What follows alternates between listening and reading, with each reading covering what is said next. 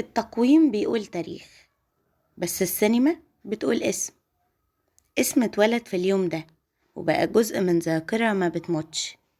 تعالى نحكي ونقولك مين اللي اتولد في اليوم ده وبقى نجم. ولأن شعارنا ثابت، السنين بتتغير بس التاريخ ثابت.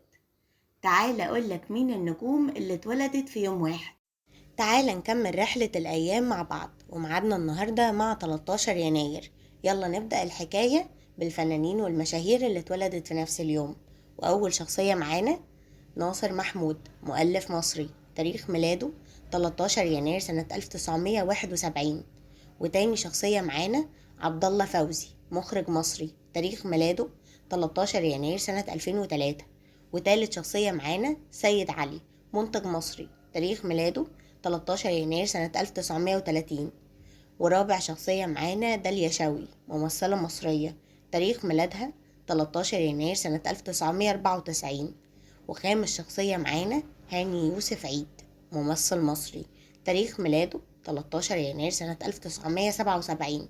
والشخصية اللي هنتكلم عنها دلوقتي فنان، واخته الكبيرة فنانة، واخته التانية فنانة برضه، منير مراد، تاريخ ميلاده 13 يناير سنة 1922. أما اللي هنتكلم عنه دلوقتي بابا أمين حسين رياض، تاريخ ميلاده 13 يناير سنة 1897.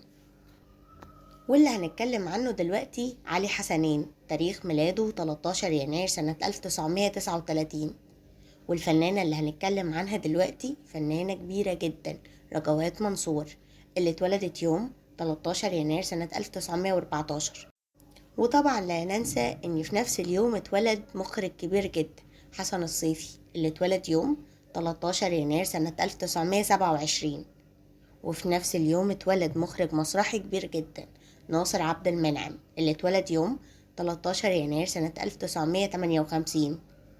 والفنانة الشهيرة اللي اتولدت برضه في نفس اليوم روحية خالد، اللي اتولدت يوم 13 يناير سنة 1918.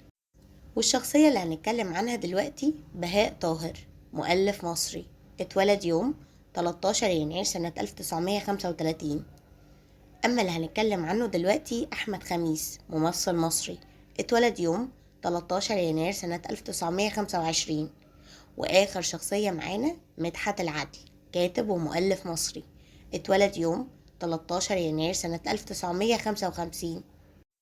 وطبعا احنا عارفين ان اليوم مكون من 24 ساعة، ساعة حلوة جدا وكلها أفراح، وساعة حزينة جدا وكلها بكا. تعالى نتكلم عن المشاهير والفنانين اللي فرقونا في نفس اليوم. وأول شخصية معانا محمد جمال الدين رفعت، منتج مصري، اتوفى يوم 13 يناير سنة 1971. وتاني شخصية معانا ممثلة كلنا بنحبها مديحة كامل، اللي اتوفت يوم 13 يناير سنة 1997. وتالت شخصية معانا شفيع شلبي، ممثل مصري، اتوفى يوم 13 يناير سنة 2021. ولو اتكلمنا دلوقتي هنتكلم عن الفنانة رجاء عبده، اللي اتوفت يوم 13 يناير سنة 1999. وآخر شخصية معانا محمد حسن رمزي، منتج مصري، اتوفى يوم 13 يناير سنة 2015. تعالى نكمل رحلة الأيام مع بعض، ومعادنا النهاردة مع 14 يناير. تعالى نبدأ بالفنانين والمشاهير اللي اتولدت في نفس اليوم. وأول شخصية معانا فتحي سالم، ممثل مصري، اتولد يوم 14 يناير سنة 1984. وتاني شخصية معانا وليد ساري، منتج مصري، اتولد يوم 14 يناير سنة 1979. وتالت شخصية معانا محمد الخميسي، مصور مصري، اتولد يوم 14 يناير سنة 1965. وآخر شخصية معانا شادي طه، ممثل مصري، اتولد يوم 14 يناير سنة 1996. ومعادنا دلوقتي مع الفنانين اللي رحلوا عن عالمنا في نفس اليوم. ولأننا كلنا عارفين إن اليوم مكون من 24 ساعة، ساعة مليانة فرح وبهجة، وساعة مليانة حزن وبكا. تعالى نتكلم عن المشاهير اللي فرقونا في نفس اليوم. وأول شخصية معانا محمد الغباشي، ممثل مصري، اتوفى يوم 14 يناير سنة 2024. وتاني شخصية معانا أحمد صدقي، موسيقار مصري، اتوفى يوم 14 يناير سنة 1987. وتالت شخصية معانا فتحي رياض الأصبجي، ممثل مصري، اتوفى يوم 14 يناير سنة 2025. أما الشخصية اللي هنتكلم عنها دلوقتي نبيلة أنديل، اسمها الحقيقي سعاد وجدي، بتشتغل في الموسيقى المصرية، اتوفت يوم 14 يناير سنة 1988.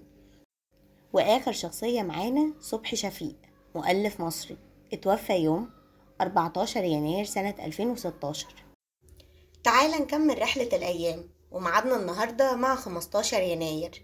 تعال نبدأ بالمشاهير والفنانين اللي اتولدت في نفس اليوم. وأول شخصية معانا فنان ما بيحلاش رمضان غير بوجوده. عرفته ولا أقولك اسمه؟ الفنان الجميل سمير غانم، اللي اتولد يوم 15 يناير 1937. وتاني شخصية معانا محمود سليمان، مونتير مصري، اتولد يوم 15 يناير 1987. وتالت شخصية معانا أحمد عبده، مخرج مصري، اتولد يوم 15 يناير 1990. ورابع شخصية معانا عمر جمال هارون، منتج مصري، اتولد يوم 15 يناير 1992. أما الشخصية اللي بعد كده محمود زهران، مخرج مصري، اتولد يوم 15 يناير 1986. ولو دلوقتي هنتكلم عن شخصية طفلة، أو ممكن نقول الطفلة المعجزة، منى أحمد زاهر، ممثلة مصرية، اتولدت يوم 15 يناير 2013. ولن ننسى أن في ذلك اليوم اتولد فنان جميل وكبير، ممثل ومغني خطير، شفيق جلال، اللي اتولد يوم 15 يناير 1929. والإعلامية سهير شلبي، اللي اتولدت يوم 15 يناير 1956. والفنانة الجميلة والكبيرة مشيرة إسماعيل، اللي اتولدت يوم 15 يناير 1950. والفنان الجميل أحمد خليل، اللي اتولد يوم 15 يناير 1941. والممثل الشهير وليد أبو المعاطي، اللي اتولد يوم 15 يناير 1975. والفنان الجميل أحمد وفيق، اللي اتولد يوم 15 يناير 1970. والمخرج الكبير أحمد الجندي، اللي اتولد يوم 15 يناير 1980. ولو بعدنا عن الفن وهنرجع له تاني على طول، وكلامنا دلوقتي عن غادة وفيق، مصممة أزياء، اتولدت يوم 15 يناير 1978. والمخرج المسرحي والممثل الشهير شاكر عبد اللطيف محمد، اللي اتولد يوم 15 يناير 1946. والفنانة الشابة الجميلة نورهان، اللي اتولدت يوم 15 يناير 1982. والفنان الجميل يوسف فخر الدين، اللي اتولد يوم 15 يناير 1935. والممثلة الشابة سالي فرج، اللي اتولدت يوم 15 يناير 1987. والمذيع والإعلام الشهير والممثل الكبير تامر شلتوت، اللي اتولد يوم 15 يناير 1986.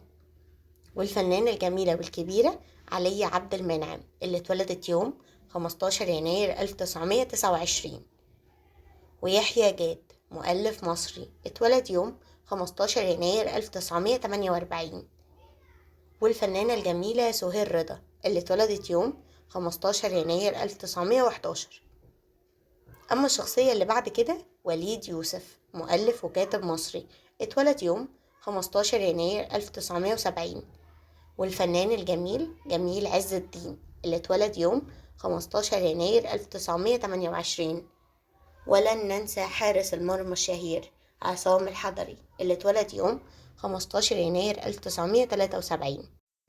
ولأن اليوم مكون من 24 ساعة، ساعة مليانة فرح وبهجة، وساعة مليانة حزن وبكا، تعال نتكلم عن المشاهير والفنانين اللي فرقونا في نفس اليوم.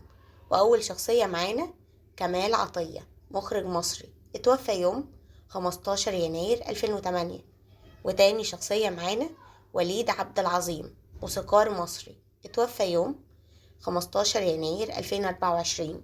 وتالت شخصية معانا يونان لبيب رزق، مؤلف ومؤرخ مصري معاصر، اتوفى يوم 15 يناير 2008. أما الشخصية اللي بعد كده ممثل ومغني شهير كارم محمود، اللي توفى يوم 15 يناير 1995. والفنان الجميل سيد الملاح، ممثل ومونولوجيست مصري، اتوفى يوم 15 يناير 2005. والفنان الجميل علي بابا، بس من غير ال40 حرامي، علي الكسار، اللي توفى يوم 15 يناير 1957. رحلتنا النهاردة خلصت، هنستناك بكرة مع رحلة جديدة ويوم جديد.